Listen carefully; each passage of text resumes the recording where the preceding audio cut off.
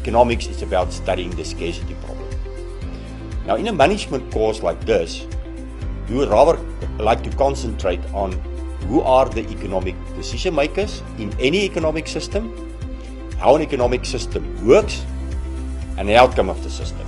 So this is how we're going to tackle it in the next 5 weeks. So I'm going to help you to go through that.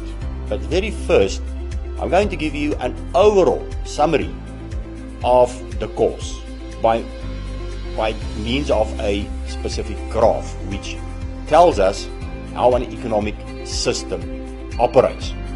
Now, if you understand an economic system, how it works, and the outcomes of that system, then it's easy to gravel all the theoretical parts that we have to go through.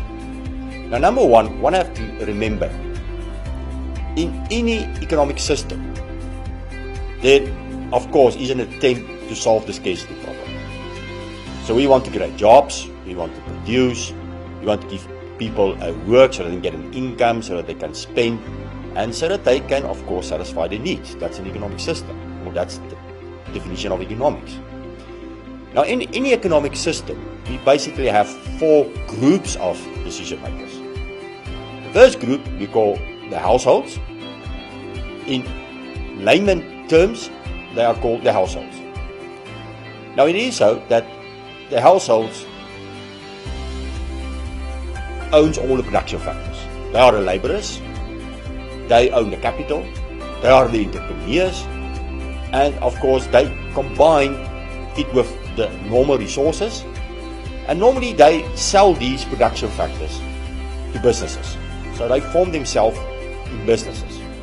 Now the businesses will buy those production factors from the households, and then they will combine that production factors in a production process where the entrepreneurship and of course technology plays a major role, and then they will produce the goods and services that the consumers would like to buy. So that's the second decision group.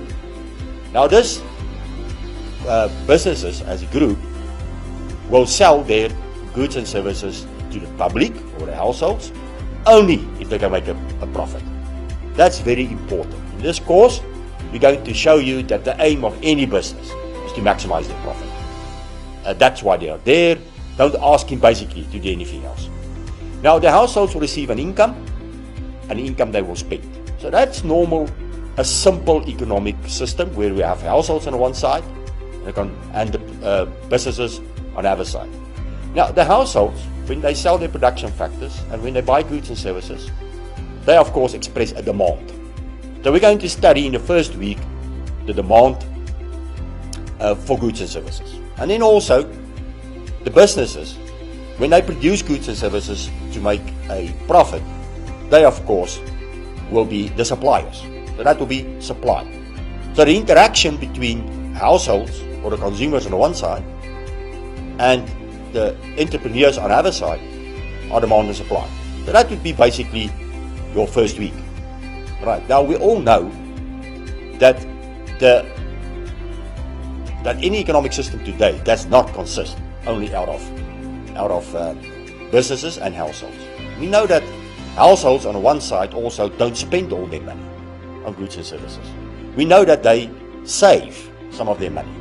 Now these savings normally will go through the monetary market. If you look at the graph, you'll see the monetary market. And it's normally the monetary market which will then lend out the money to the businesses, which they will use to invest. So that will complete the cycle between the two decision-making groups, entrepreneurs on the one side, households on the other side.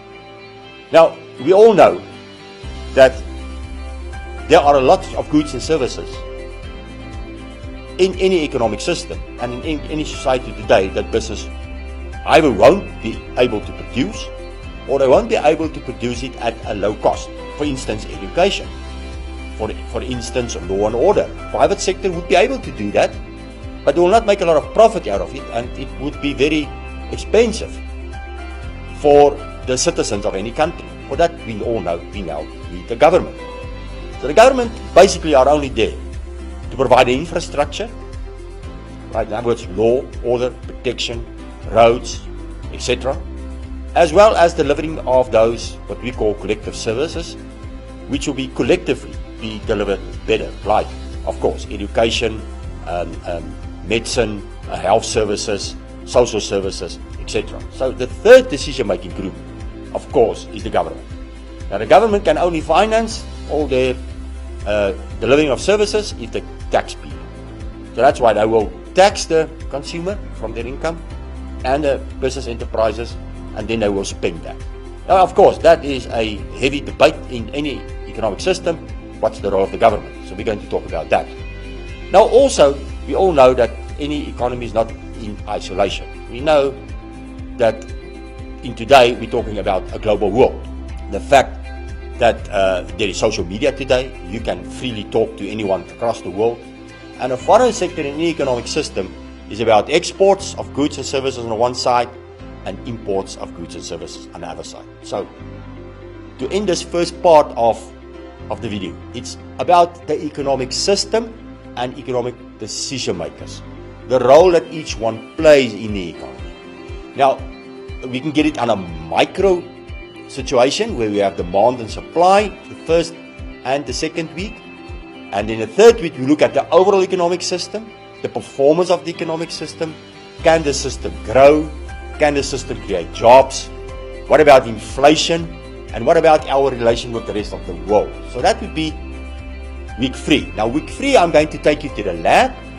So in the lab, I'm going to teach you how to use South African data on what we call the macroeconomic side, the total production, the total income, prices in the economy, etc.